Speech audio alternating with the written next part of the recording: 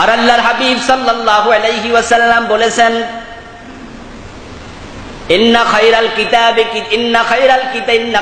কালামি কিতাবুল্লাহ, ইন্না খায়রাল কালামি কিতাবুল্লাহ ওয়া খায়রাল হাদী হাদিয়ু মুহাম্মাদিন ওয়া শাররাল উমুরি মুহদাসাতুহা ওয়া কুল্লু বিদআতিন দালালাহ ওয়া কুল্লু দালালাতিন ফিন্নার।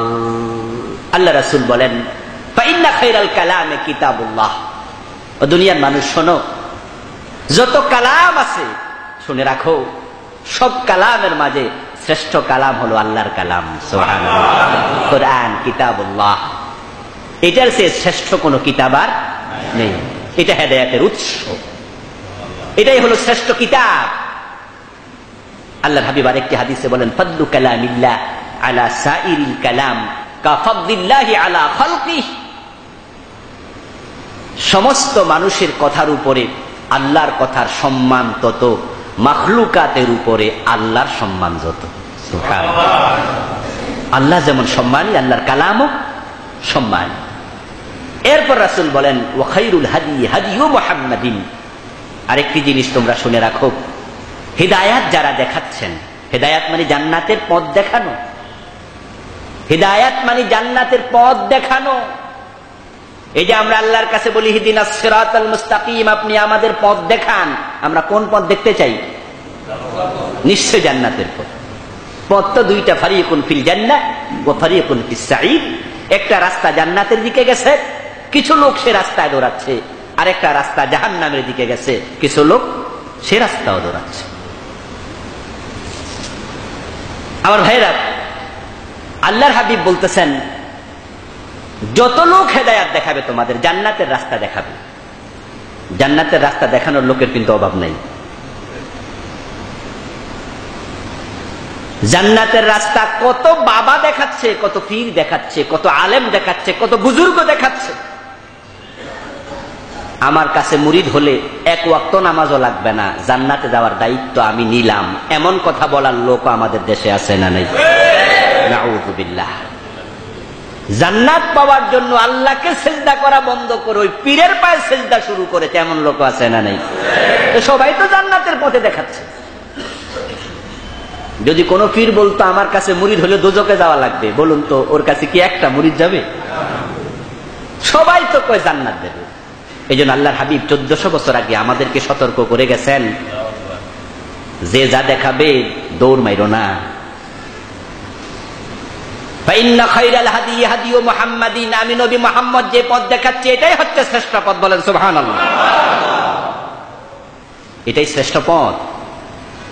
এরপর রাসূল সাল্লাল্লাহু আলাইহি ওয়াসাল্লাম বলতেছে, ওয়া শাররাল উমুরি মুহদাসাতুহা। আর আমার উম্মতেরা শুনে রাখো, নতুন নতুন অনেক মুহদাসাত আসবে, নতুন নতুন অনেক ইবাদত আসবে, নতুন নতুন অনেক চিন্তা ভাবনা সৃষ্টি হবে। মনে রেখো, শাররাল উমুর মুহদাসাতুহা, যত নিকৃষ্ট কাজ আছে, গুনাহ আছে, সবচেয়ে বড় গুনাহ হচ্ছে নতুন নতুন ইবাদত আবিষ্কার করা। শাররাল উমুর, যত গুনাহ আছে, মদ খাওয়া গুনাহ, চুরি করা কবিরা গুনাহ, জেনা করা কবিরা গুনাহ, ডাকাতি করা কবিরা গুনাহ, আরো কত কবিরা গুনাহ আছে। যত কবিরা গুনাহ আছে তার মাঝে নিকৃষ্ট একটি কবিরা গুনার নাম হচ্ছে নতুন ইবাদত তৈরি করা, বিদআত আবিষ্কার করা। কুল্লু বিদআতিন দালালাহ, সকল বিদআত পথভ্রষ্টতা। তুমি তো হেদায়েত চাচ্ছ ভাই, আল্লাহ রাসূল বলছে নতুন যদি কিছু আসে ওইটা হেদায়েত না, উল্টাটা পথভ্রষ্টতা। ওয়া কুল্লু দালালাতিন ফিন্নার, আর পথভ্রষ্টতা জাহান্নামের দিকে মানুষকে ডাকবে। নাউযুবিল্লাহ। সহিহ বুখারীতে এসেছে, মান আহাদাসা হাদাসা আও ওয়া মুহদাসাম ফাআলাইহি লানাতুল্লাহি ওয়াল মালাইকাতি ওয়ান নাসি আজমাইন। রাওয়াহুল বুখারী।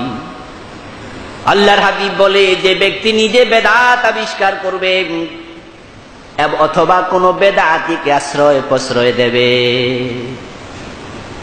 মানে হাদাসা হাদাসা, যে ব্যক্তি বেদাত আবিষ্কার করবে, আও আওয়া মুহদাসাম, অথবা কোন বেদাতিকে আশ্রয় প্রশ্রয় দেবে, হাদিয়া তোপা দেবে, লালন পালন করবে, সহযোগিতা করবে, ফাআলাইহি লানাতুল্লাহ, তার উপরে আল্লাহর লানত, ওয়াল মালাইকাতি, ফেরেশতাদের লানত, ওয়ান নাসি আজমাইন, তামাম মানবতার লানত। নাউযুবিল্লাহ। সহিহ বুখারীর riwayat। তাহলে আপনারা তো জানেন সহিহ বুখারীর হাদিসগুলো সহিহ, আল্লাহর হাবিবের বক্তব্য। তো আল্লাহ রাসূল বলতেছেন যে বিদআত আবিষ্কার করবে এবং বিদআতিকে আশ্রয় প্রশ্রয় দেবে তার উপর আল্লাহর লানত। আস্তাগফিরুল্লাহ, আস্তাগফিরুল্লাহ। আরেকটি হাদিস আল্লাহর হাবিব বলেন, মান ওয়াক্কারা সাহিবা বিদআতিন ফাকাদ আনা আলা হাদামিল ইসলাম। যে ব্যক্তি কোনো বেদাতিকে সহজ সালাম দিল, বেদাতিকে সম্মান দেখালো, সে ইসলাম ধ্বংসের কাজে সাহায্য করলো। তাহলে বেদাতি আল্লাহর হাবিবের কাছে কতটা নিকৃষ্ট যে বেদাতিকে সালাম পর্যন্ত দেয়া নিষেধ। আমি কিছুক্ষণ পরে সাহাবীদের বক্তব্য উদ্ধৃত করব, সেখানেও দেখবেন সাহাবারা কিভাবে বেদাতিকে সালাম দিতে পর্যন্ত বর্জন করেছেন, নিষেধ করেছেন। আল্লাহ রাসূল বলছেন যে ব্যক্তি বেদাতিকে সম্মান জানালো সে ইসলাম ধ্বংসের কাজে সহযোগিতা করল। আরেকটি হাদিসে রাসূল বলেন, মান ইবতাদাআ বিদআতান লা ইয়াকবালুল্লাহু মিনহু সালাতান ওয়ালা সিয়ামান ওয়ালা হাজ্জান ওয়ালা উমরাতান ওয়ালা সারফান ওয়ালা আদলা ইয়াখরুজু মিনাল ইসলাম কামা তাখরুজু শারাতু মিনাল আজিন আও কামা ক্বালান নবী আলাইহিস সালাতু ওয়াস সালাম। আল্লাহর হাবিব বলেন যে ব্যক্তি বিদআত আবিষ্কার করে ইসলামে বেদাত বানায়, বিদআতটাকে শরীয়তের অংশ বানায়, সওয়াবের কাজ বলে প্রচার করে, দলিল নাই, তারপরও বলো এত সওয়াব আছে, এত সওয়াব আছে, এত সওয়াব আছে।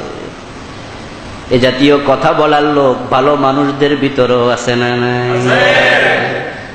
আরে সতর্ক হবেন, সাবধান মুসলমান। যে আপনি বললেন এটা এত সওয়াব, ওইটা এত সওয়াব, আর আমরা যখন বলি এটা ইসলামে নাই, তখন কয় হুজুর তাহলে আজীবন যে শুনাইছি অমুক হুজুর বলছে। আমার বন্ধু কতজন কত কথা বলবে, দলিলবিহীন কোন আমলের এক আনা মূল্য নাই। আল্লাহ রাসূল বলেন যে ব্যক্তি বেদাত তৈরি করবে, বেদাত প্রচার করবে, আল্লাহ তাআলা তার পক্ষ থেকে কবুল করবেন না। আল্লাহু আন ইয়াকবালা আমালা সাহিবি বিদআতিন হাত্তা ইয়াদা বিদআতাহু ওয়া লা ইয়াকবালা তাওবাতা বিদআতিন হাত্তা ইয়াদা বিদআতাহু। যিনি এই বেদাত প্রচার করেন, বেদাত আবিষ্কার করেন, আল্লাহ তার কোনো আমল কবুল করবেন না। তার নামাজ নয়, সালাতান, তার নামাজ কবুল হবে না, ওয়ালা সাওমান, তার রোজা কবুল হবে না, ওয়ালা হাজ্জান, তার হজ কবুল হবে না, ওয়ালা উমরাতান, তার উমরা কবুল হবে না, ওয়ালা সাদাকাতান, তার যাকাত সদকা কবুল হবে না, ওয়ালা সারফান ওয়ালা আদলান, তার কোনো ভালো কাজ কবুল হবে না। ইবেন আল্লাহ তার তাওবাটাও কবুল করবে না, হাত্তা ইয়াদা বিদআতাহু, ওই বেদাত যতক্ষণ সে না ছাড়বে। আল্লাহ রাসূল বলেন তার কোনো আমল আল্লাহ কবুল করবেন না, ইভেন তার তাওবা পর্যন্ত কবুল হবে না। যদি এই বেদাতটাকে সঙ্গে রাইখা সে তাওবা করে, যদি তাওবা কবুল হোক, তার আমল কবুল হোক সে চায়, তাহলে সে বেদাত ছেড়ে তারপরে তাওবা করা লাগবে। এটা জঘন্য একটি কাজ। হাদিসের শেষ অংশে রাসূল বলেন ইয়াখরুজু মিনাল ইসলাম। ওই ব্যক্তিকে কেন তুমি সালাম দেবে না? আমরা তো জানি যে বেনামাজি তারেও সালাম দেয়া যায়, যদি মুসলমান, যদি বেরোজগারি হয় তাকেও সালাম দেয়া যায় যদি মুসলমান হয়। কিন্তু বিদআতিকে সালাম দেয়া, সম্মান করা পর্যন্ত কেন নিষেধ? রাসূল বলেন ইয়াখরুজু মিনাল ইসলাম, ওই বেদাতি ইসলাম থেকে বেরিয়ে যায়। কামা তাখরুজু শারাতু মিনাল আজিন, যেমন আটার খামিল থেকে টান দিলে চুল বের হয়ে যায়।